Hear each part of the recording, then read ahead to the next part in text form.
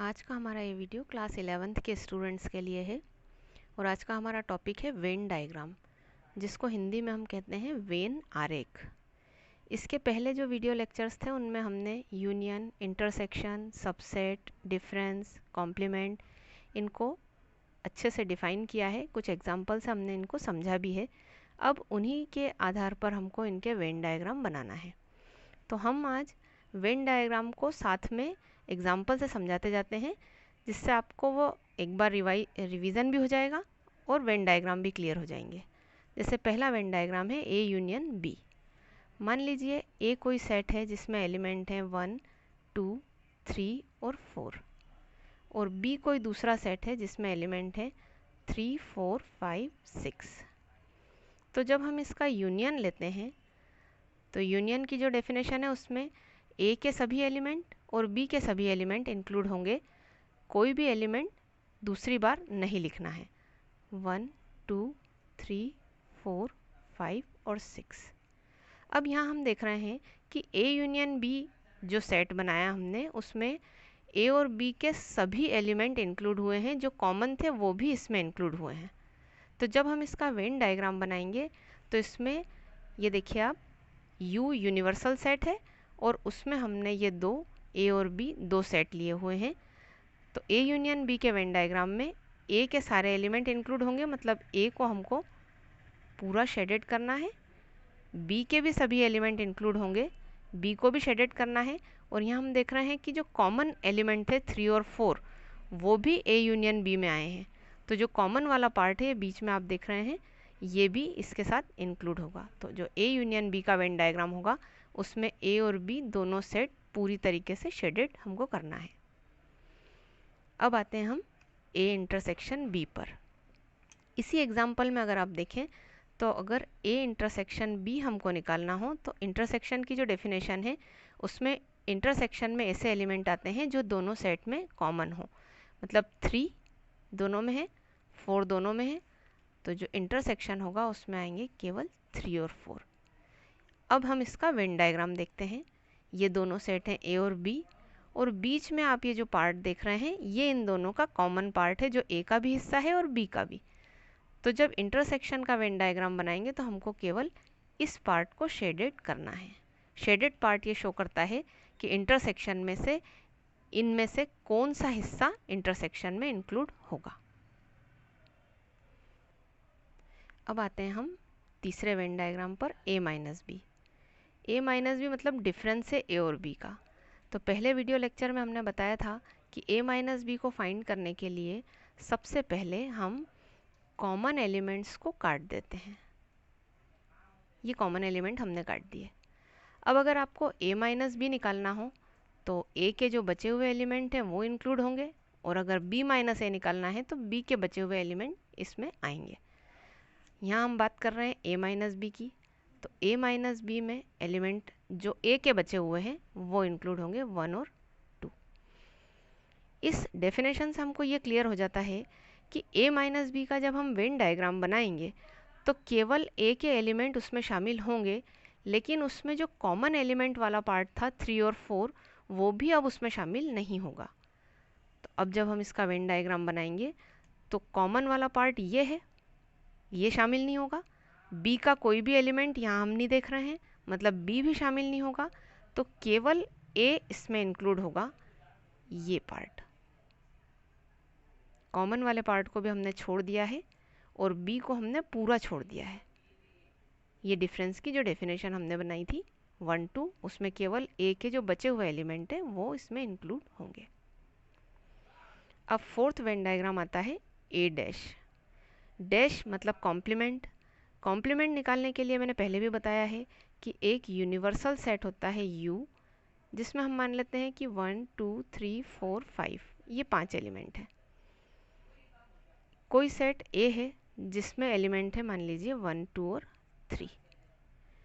तो A dash जो उसका कॉम्प्लीमेंट होगा उसमें हमको U के ऐसे एलिमेंट ढूंढना है जो A में न हो। 1, 2, 3 ये तीनों एलिमेंट U में भी हैं और A में भी हैं। तो जब हम A का डैश निकालेंगे तो U में से केवल हमको ऐसे एलिमेंट ढूंढ के लिखना है जो A में ना हो, मतलब 4 और 5।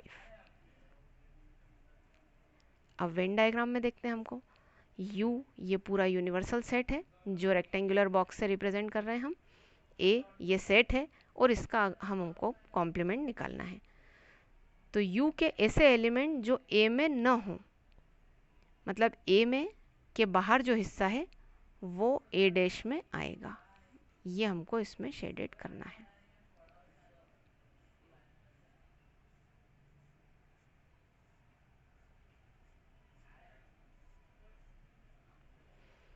ये A डैश के लिए वेन डायग्राम होगा। नेक्स्ट आता है हमारा A सबसेट B। A को B का सबसेट कब कहा जाता है? जब A के सभी एलिमेंट B में आ जाएं। मान लीजिए A हमने बनाया A, B और C, और दूसरा सेट है B, ये है A, B, C, D और E। अब यहाँ हम देख रहे हैं कि A के जितने एलिमेंट हैं 3, वो तीनों B में भी आ गए हैं। इसका मतलब हम ये कह सकते हैं कि A पूरा सेट जो है वो B में इंक्लूड हो गया है। इसी तरह से हमको इसका वेन डायग्राम भी बनाना है। ये यूनिवर्सल सेट U है, ये बनाया है हमने B को, और A B में इंक्लूड है। इंक्लूड जो होगा वो इस तरह से आएगा। तो जो बाहर वाला सर्कल हम देख रहे हैं वो B है, जो अंदर वाला सर्कल है वो A है। इसमें किसी भी पार्ट को हमको शेडेड करने की ज़रूरत नहीं है। नेक्स्ट हमारा है डिसजॉइंट सेट, जिसको हिंदी में कहते हैं असंयुक्त समुच्चय। जैसा कि नाम से ही समझ में आ रहा है, डिसजॉइंट, जो जॉइंट ना हो। जैसे A हमने लिया ABC और B हमने ले लिया 1 2 3। अब देखिए आप, इन दोनों में कोई भी रिलेशन नहीं है। तो जब हम इसका वेन डायग्राम बनाएंगे तो A एक सेपरेट सेट बनेगा और B दूसरा सेट बनेगा। इनमें कोई भी चीज़ कॉमन नहीं आएगी। अभी तक हमने 2 सेट के लिए यूनियन और इंटरसेक्शन देखे। अब मान लीजिए आपके पास 3 सेट हैं A, B और C, और तीनों का यूनियन हमको शो करना है। तो जब हम 2 सेट का यूनियन बनाते हैं तो हमने पहले देखा कि A और B के सभी एलिमेंट उसमें इंक्लूड होते हैं। अब अगर आपके पास तीसरा सेट C भी है तो A, B और C तीनों के एलिमेंट इंक्लूड होंगे। तो वेन डायग्राम में भी हम इसको ऐसा ही शो करेंगे। ये A पूरा हुआ, ये B को पूरा शेडेड किया और ये C को हमने पूरा शेडेड किया। तो ये तीनों में A union B union C का वेन डायग्राम है। अब आते हैं हम A intersection B intersection C। A intersection B intersection C मतलब A, B और C तीनों सेट का हमको कॉमन एरिया लेना है।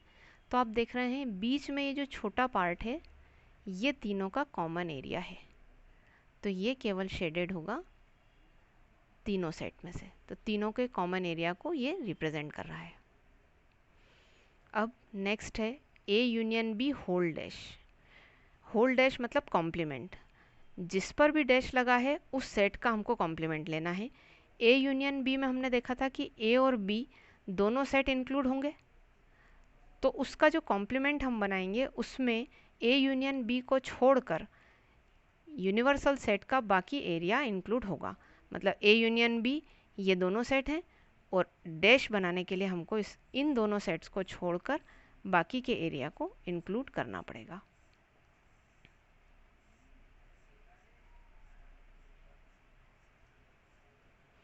इसी तरह से A intersection B whole dash.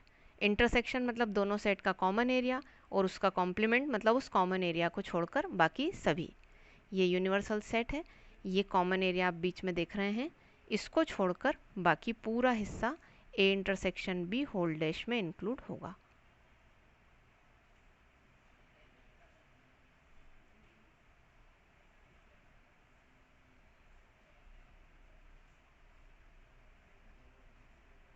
ये कुछ कॉमन वेन डायग्राम्स थे। इस वीडियो के लास्ट में आप ये 4 पॉइंट देख रहे हैं, ये आपके प्रैक्टिस के लिए मैंने दिए हुए हैं। इनको आप प्रैक्टिस करके देखिए और वेन डायग्राम को अच्छे से समझने की कोशिश कीजिए। ये केवल इस चैप्टर में आपके लिए उपयोगी नहीं है, बल्कि अगर आप कॉम्पिटिटिव एग्जाम्स देते हैं तो उसमें रीजनिंग वाला जो पार्ट आता है उसमें भी इस तरीके के क्वेश्चन आते हैं। तो इसको आप ठीक से देखिए। Thank you.